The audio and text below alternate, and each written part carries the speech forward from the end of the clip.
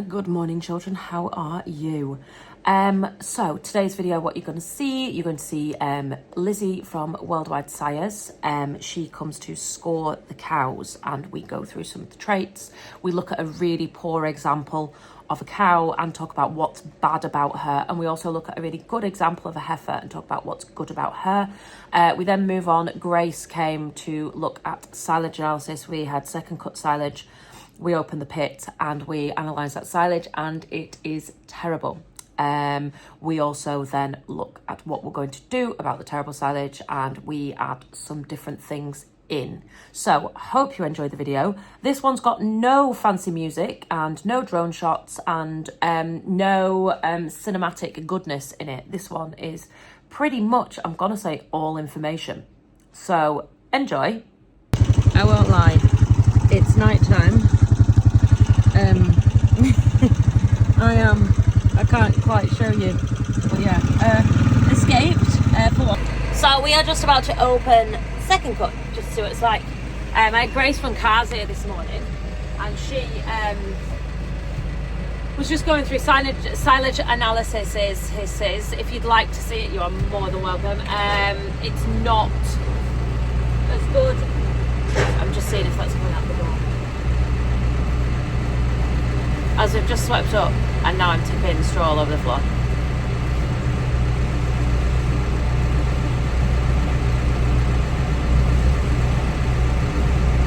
Typical.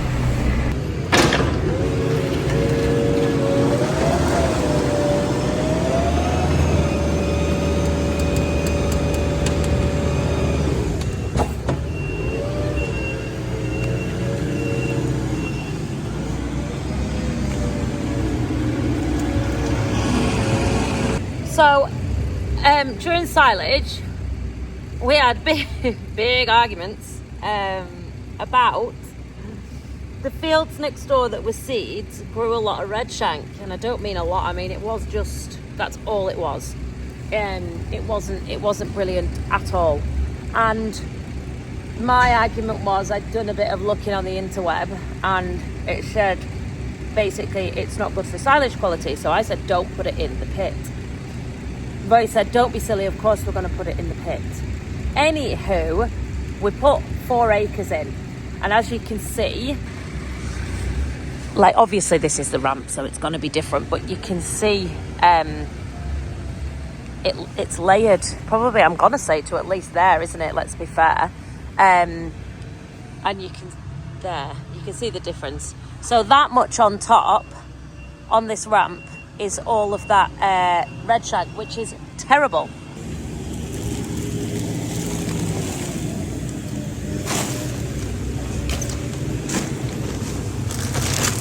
Roy. I'll take the whole thing off. We're just making a mess. Okay.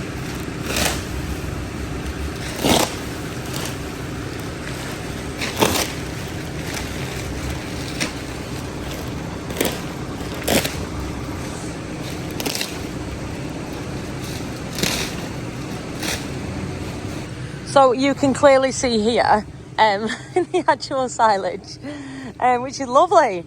Smell like? She smells good. That smells like, smell that bit, that smells like silage. That smells nice. Anyway, you can see where we've pulled this 4 acres of shite on top, which we shouldn't have done. No, I'm not one to say I told you so. But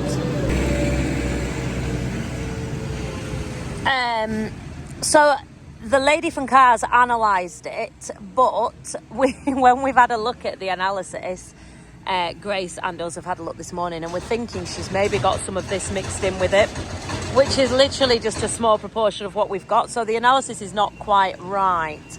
So she's going to come out and do another one and take into consideration the little layer on top. Because we'd like this. It smells nice, not lying. It smells beautiful, silagey, very, very sweet. What do you think? It smells nice, doesn't it?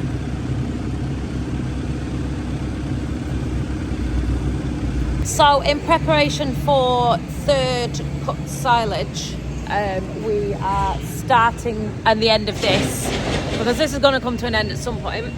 We're starting to mix the two, and then we're going to start mixing the whole crop in, and then Grace is going to formulate a diet around that with your blend and your nuts to make sure we get the most out of it. I'll let you know if you're really interested in that kind of thing and the details. I've never really talked about that before because it's something that I personally don't know about. Feeding cows is an art, and it's one that I do not have and I know nothing about, so we've always trusted professionals to do it for us, and that's failed once, and now it's absolutely brilliant. The lass that we have working with us, Grace, she's just, I cannot sing her praises enough. She's absolutely brilliant. And anyone else that's come down wanting to feed our cows, no, you don't have her. So the answer's no. So stop coming. Apparently, acorn poisoning is at an all-time high this year, and I can 100% see why. These spread out right into this field. Luckily, it's got a nice little cover of grass on, so they're not generally interested in eating shite. Now, if they were bare, I have a feeling that they would be a mischief and would be slightly more concerned about it. Oh, neighbour Linda. These are the lambs that were fat enough to go, but we had dipped and we're still in withdrawal. So we had to wait until, I think it's like the 12th or something of this month. So 12th of October that would be, until we could send them. That doesn't look healthy, does it though? Actually lame, I'll pull that out. Yeah, so they're looking, well, they're happy little things anyway. Right, so I just wanted to add this little bit in here. This is Lizzie. Lizzie actually lives round the corner, literally around the corner. We share a tanker, so when I do something naughty, Lizzie's affected. No, I'm joking. It only happened once. So yeah, Lizzie works for Worldwide Sires, which is where we source our semen from, and she comes how often? Just whenever? Yeah, every 60 days is kind of our routine check. So what we do is we're getting any fresh calved animals that are calved, and then the 60 days is generally the voluntary waiting period for them. So it means that we can then suggest a bull to use and make sure that you've got that information for when you're AIing them. So yeah, that's how best we're doing it. I like the way you come out and you physically score the cows. Yes, yeah. So Lizzie comes and she literally brings an iPad and a piece of paper and walks around and looks at the traits of the animals. Yeah. Which I find really interesting, especially as somebody that knows nothing about any kind of genetics. And I mean, like, literally nothing.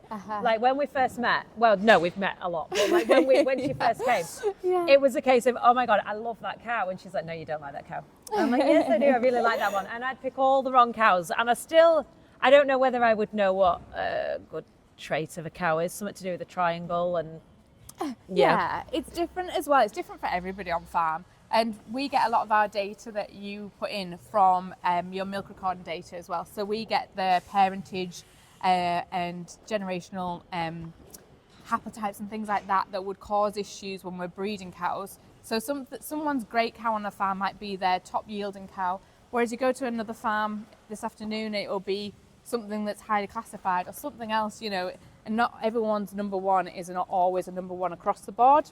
So we've just been talking about, we've been picking like which bulls to put across the cows. And we were talking about like typey bulls compared to more working class ones, maybe, should we say. Like at the minute, seriously, at the minute, we just want something that works. We want healthy animals. We're not necessarily bother what they look like at all. Whereas your farm, you are looking for something completely different. Well, not completely different. But. Yeah, we are. It's the same thing. You want a bit of style with them, and you want a bit of type. It's a bit of our interest is to have something that we can show as well. But at the end of the day, you want an invisible cow that you aren't having to foot trim every 6 months or have to deal with, have problems constantly. So basically, the perfect cow is the one that you never see in the shed.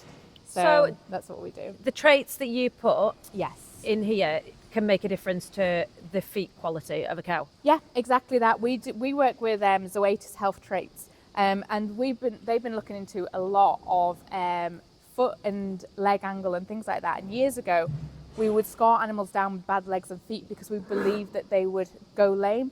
And the reality is, the lameness is the health trait rather than a structural trait. So we aren't now looking at leg set and feet set as a health issue. We're just scoring it so it can be improved next time.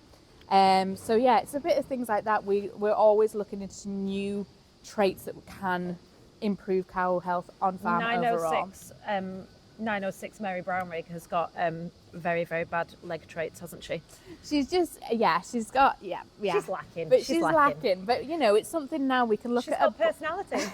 Yeah, there's always a positive. But we can look at health traits now and Three say... tits and bad feet and bad legs. She's not got much going for her, to be honest. It's the personality. But she's next to you. Right, so what's bad about her? Like, never mind what's good. What's bad about this cow? So realistically, what we're looking at is when she's walking away there, she toes out. So when we call it tracking. So ideally, it's like in the pony world, they want to put the back foot where the front foot is left off. Yep. And that means that they're just tracking right. They're not going to have any issues. It's not going to cause them problems So long that, term. in theory, should put more pressure on one side of her foot because she's walking wrong. So she's more likely to go lame. Is that the kind of theory? Yeah, you can do. And any situation where, the floor's Just slippy. lean me on a cow. If the floor's slippy or something like that, she could find it harder to navigate, and if she gets pushed by something, it would cause an issue further down the line if she struggled to get up. So we want cows that aren't toeing out, that aren't hocking in, or anything that's the same thing, toeing out and hocking in, or the other way, toeing in and hocking out.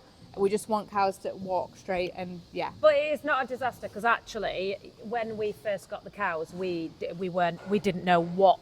Yeah. Oh my God, I'm being attacked. We didn't know what kind of standard of animal we had, and we didn't, did we? We still don't, to be honest, but you did reassure us, and there is some quite nice ones. Yeah, and like you say, it's not really a disaster because we know that North Lakes Jersey herd competition, we got 3rd out of 3. Exactly, this is it. You got your prize money today. Yeah, £4. So it just means that realistically, even though she structurally doesn't have great legs, doesn't mean they're going to be unhealthy. No. So we look at health of feet rather than structural feet, but we score them. And then for we structure. want like evenly placed tits, don't we, as well for robots? For That's robots, something yeah. that you can do. And something now I think is something that's really important to look at is central ligament on robot cows as well. We're almost getting too strong sometimes in the central ligament, and that's pulling the teats that are perfectly placed too close together, and that can be an issue sometimes with robots. So, we want a strong ligament. Yep. We don't want them negative or anything like that. We want them She's really naughty. Super you can nice. ride her, to be honest. Want them super, good enough that they're not going to cause an issue. Yep. But anything too strong, especially when you're wanting high production cows, you don't want it to cause an issue and bring the teats too close together with too strong a central ligament. I'm really sorry. This is impossible with these cows. They're really naughty. So there's one cow we were going to look at, and we were going to just pick her out because if I get battered on the way. Oh my goodness. Is 1090, and Lizzie had picked her out. She's one that we've just scored because she said, what did you say? She goes back to a CC Chrome, which is a River Valley bred animal. It's in our catalogue. And so her bloodline goes back to a Chrome, and they're really good animals. We see them out on farm. Did you say it was most commonly used? I would say probably on Jersey Island. Yeah, they've used a lot of Chrome out there. It's just a good all-round Jersey. So. And what traits can you pick out of this as she walks away in her? Yes, so you'll I'll turn this round a bit. You'll have to, I have got a cow that is half out of a cubicle, so I've had to stop the robot. So just excuse the dirty floor. So this is she who's running away. Yeah, so you can see there, she's got a good rib. She's just a fresh heifer. So we're not expecting anything that's too mature. She's a young animal, and you can see that in her. But you look at the veination in her udder, and you can see that she's kind of built for milk there. We're running around trying to get her in it, and we can't. Right, it's this one here. Right, this one here. Yeah, so she's got that dairiness. Although she is fresh, she is still carrying a little bit of condition. So she will have that bit of cover Yep. from being dry, but she'll milk that off fairly sharpish, but you can see she's got the rib there, she's got the dairiness, she's got the strength between her front legs, Yep. and she's got that heart depth as well, so we're looking right behind her front leg. She's really deep from her top line right down Yep. over the front of her ribs, but it's really a mammary because it's the veination in the mammary is really, really good on this heifer. And she has nice teat. Yeah, She has really nice teat placement, doesn't she? good teat placement, yeah. And it's just that veination that sometimes, you know, we can't, some of the jerseys don't look as milky because they haven't got that veination, and it all helps to go towards milk production. So yeah, and in Chrome's, when we're looking at Chrome's linear here, he has over 29,000 daughters. Wow. On over 2,807 herds, and then in the UK there's over 1,001. So all these bulls are from America? A lot of these bulls are from America, yes. So that's where they're housed. So it just shows that we've got the. Does that mean we're going on holiday to America? Perfect. Oh my God! Sign me up. The Madison show's my just money. been on, and Take I'm my like, money. I want to go there. But yeah, it just shows how much data, how many daughters of this bull have been looked at to be able to give him the figures that he's got and make them more. So then, more in reliable. your computer that you use, you'll put Yes. all of the data in, and then you'll make sure that the bulls that you pick out for our cows are basically a list of what to use first, second, and third kind of choices. Yes. Yeah. So that nothing gets like inbred as such. Yeah, we're looking at them on 3 different levels, really. We're looking at them on physical level, phenotypically they call it, where we're looking at them structurally. And there's there's 16 different traits that we score them on between 1 and 9. And then we look at them in the pedigree line. So we're looking at the bloodlines and ensuring that that's all correct and we're not breeding too close or anything like that. And then we're looking at them on a health level as well. We're looking at haplotypes and things like that and ruling all those out in 3 different levels to make sure that we're breeding the best cows going forward. So we have got we've got some worldwide sires calves coming through now, haven't we? They'll be a couple of months old. Because we started, I mean, you were here like as we set up, which is because obviously we knew you from knowing you anyway. So we'll maybe have a look in the future at some of the calves when they get a little bit older. I don't think there's really anything to look at now. No, They're and just babbies now. they're Really. just There's not a lot to look at. So yeah, we'll wait until they're a little bit older, and then we'll maybe have a look at like what they're coming through like. Yeah, perfect. Because obviously they're perfect. No, they did. No, do you know what? To credit to them, they jumped up. They were sucking. They were happy. They really were. They were good calves, and they've worked really well. But they're just little, and there's not really a lot to see. Yeah, and you'll kind of get a bit more of a feel of them when they're coming up to kind of bulling heifer age, and when they're even calving down, you'll get they can change a lot in that small amount of time. So yeah. And in dairy as well, it is a surprisingly small amount of time between all of this, and I'm finding that like even now we've had the cows a year, and we're already we're calving cows that we bulled, which has just come as a massive shock to me that like we've made those decisions and now we're seeing the results of them. Yeah, it honestly it flies by so fast, and then you feed them as calves in a pen, next thing they're in the milk herd and it's no time at all. I know, look at this one. Yeah. So worldwide sires have just gone and Martin's come for our routine visit. Now we normally have a routine visit every 2 weeks, but we've missed a week, and don't I know it.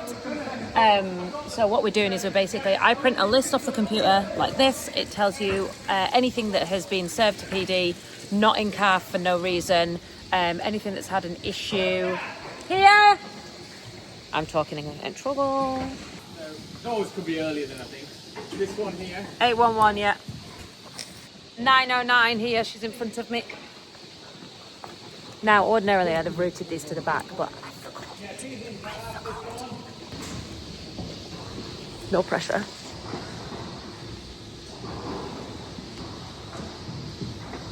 Do you ever have people cry on you when you tell them they're not in calf? We'll ask if you can take the eggs out of it instead. Yeah. I'm gonna say, I think I'd guess she probably is, but she's just too early to tell. Yeah. Just put okay, and we'll check. I'll check You're again. in calf. Check again, because I think she is just too early to tell. Favourite cow.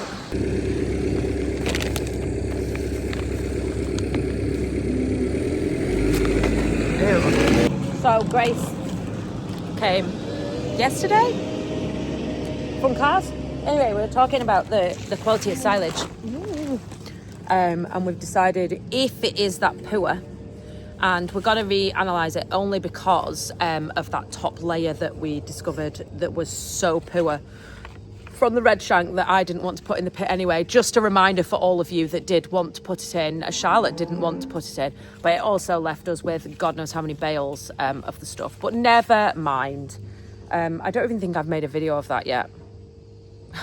Unfortunately for you all, it's to come. So yeah, this is what we've decided to put in as a bit of an insurance policy, should we say, into the feed. It's called Dynalac, and it is, let's have a look, analytical constituents. Dry matter 94%, crude oil and fat 50%, crude fibre 27.20, crude ash 1.50%, crude protein 1.50%, crude ash 2.20%, and sodium 70%, 0.70%. Basically, it's just fat and fibre. So this is to hopefully counteract that bad silage analysis. Now, if it reanalyses as all right, and we don't get as much of the red shank in it, or if any of the red shank in it, hopefully, and we actually analyse the silage, this is just, it's not been a waste. But we need to start them on it now for that switchover process. So it's not, you know what, for the amount of milk that you'd lose and the amount that they would need if it were an issue, it's worth doing it just in case.